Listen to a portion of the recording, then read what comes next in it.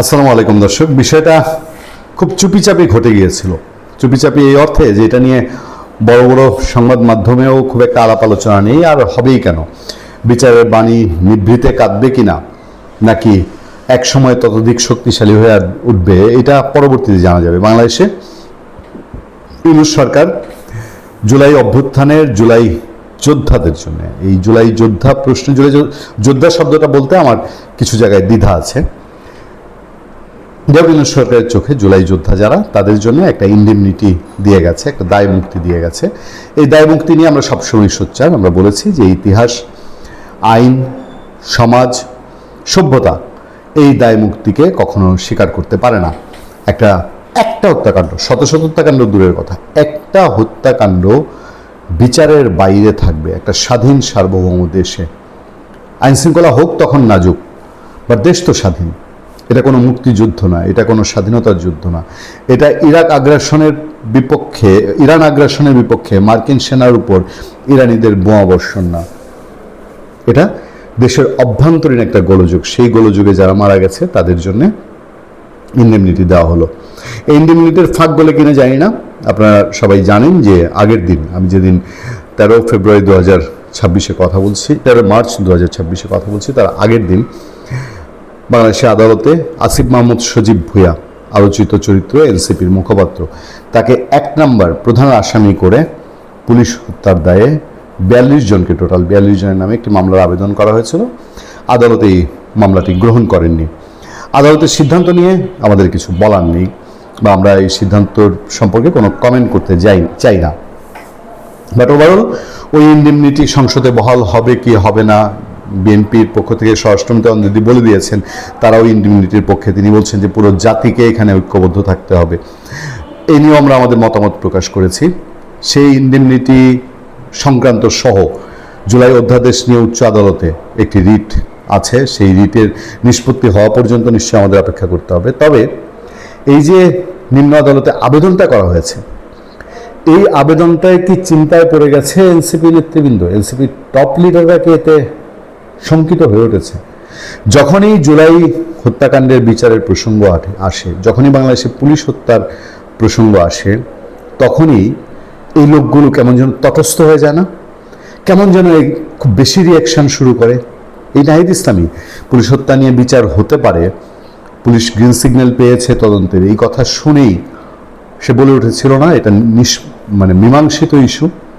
সেই নাহিদ ইসলাম এইবার আসিফের বিরুদ্ধে একটি মামলার চেষ্টা করা হয়েছে, সেটা নিয়ে কি বলছে জানেন? সেটা নিয়েও তার রিয়াকশান আমাদের কাছে অদ্ভুত লাগছে। নাহিদের রিয়াকশানটা খেয়াল করেন। আসিফের বিরুদ্ধে মামলার চেষ্টা পরিকল্পিত রাজনৈতিক আঘাত নাহিদ ইসলাম। বৈষম্য বিরোধী ছাত্র আন্দোলনের সমন্বয়কদের বিরুদ্ধে মামলা দায়েরের চেষ্টাকে উদ্বেগজনক ও নিন্দনীয় বলে মন্তব্য করেছেন জাতীয় নাগরিক পার্টির আহ্বায়ক ও বিরোধী দলীয় চিফ হুইপ মোহাম্মদ নাহিদ ইসলাম। কেন এটা তাদের জন্য উদ্বেগজনক? কেন?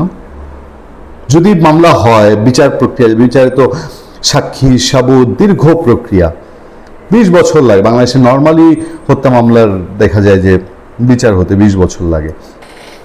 অনেক ক্ষেত্রেই ট্রাইব্যুনালে গেলে ভিন্ন কেস, বিশেষ ব্যবস্থা থাকলে আমরা সেই ব্যবস্থার দিকে যাইতে চাই না, বলতে চাই না।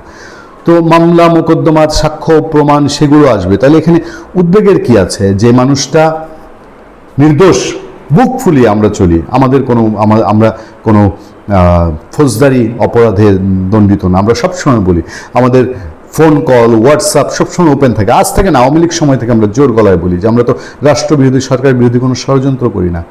আর এখন তো প্রশ্ন ওঠে না, তাহলে সেই আমি যদি অন্যায় না করে বুক ফুলিয়ে চলতে পারি, নাহিদ ইসলামরা কি বুক ফুলিয়ে চলার সাহস রাখেন না? তিনি বলেন এটি জুলাই বিপ্লবের চেতনা ও তরুণ নেতৃত্বের বিরুদ্ধে সুপরিকল্পিত রাজনৈতিক আঘাত। ছি ছি ছি, কিভাবে? এর ব্যাখ্যা কি নাহিদ ইসলামের কাছে পাওয়া যাবে?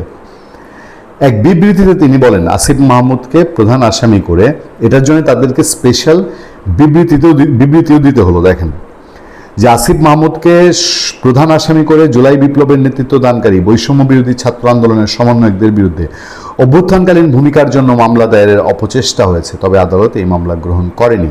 নাহিদ ইসলাম বলেন গণ অভ্যুত্থান পরবর্তী নতুন বাংলাদেশে এ ধরনের অপচেষ্টা একই সঙ্গে উদ্বেগের ও নিন্দনীয়। এটি কোনো ব্যক্তির বিরুদ্ধে বিচ্ছিন্ন পদক্ষেপ নয়, বরং জুলাই বিপ্লবের চেতনা, ফ্যাসিবাদ বিরোধী সংগ্রাম এবং সেই সংগ্রামের তরুণ নেতৃত্বের বিরুদ্ধে পরিকল্পিত রাজনৈতিক আঘাত। একটা অপরাধের বিচার চাওয়া, আর কিছু বলার আছে এই দেশে, কোনো ব্যাখ্যা আছে যে একটা অপরাধের বিচার চাবেন, এটাকে তারা দেখিয়ে দিচ্ছে। ওই যে ধরেন আপনি সত্য বলবেন, ইউনূস আমলে আপনি সত্য বলতেন না, সত্য বললে এরা বলতো এই তো পাইছি ফ্যাসিবাদের লোক।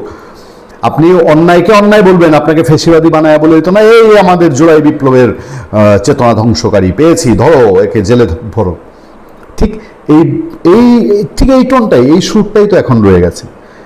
নাহিদ ইসলাম আরও বলেন, বৈষম্যবিরোধী ছাত্র আন্দোলন এখন দেশের তরুণ প্রজন্মের সাম্য, ন্যায় বিচার, মানবিক মর্যাদা, গণতন্ত্র ও ফ্যাসিবাদ বিরোধী লড়াইয়ের প্রতীক।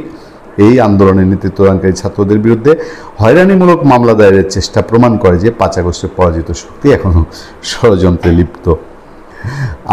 আমাদের জাতির কি দুর্ভাগ্য জানেন, জামাত তাদের সন্তানদের, তাদের নাতিনাত কি বলেছিল না, নাতিনাতকরদের কোলে তুলে নিয়েছে। আমি একটু দেখতাম এবার এনসিপি একক ইলেকশন করতো, আর সর্বসাকল্যে আজকে হিসাব করতাম যে সারা দেশে কত ভোট পেয়েছে, সে নাকি এখন তারা সারা দেশের মানুষের কি মর্যাদার প্রতীক হয়ে উঠেছে।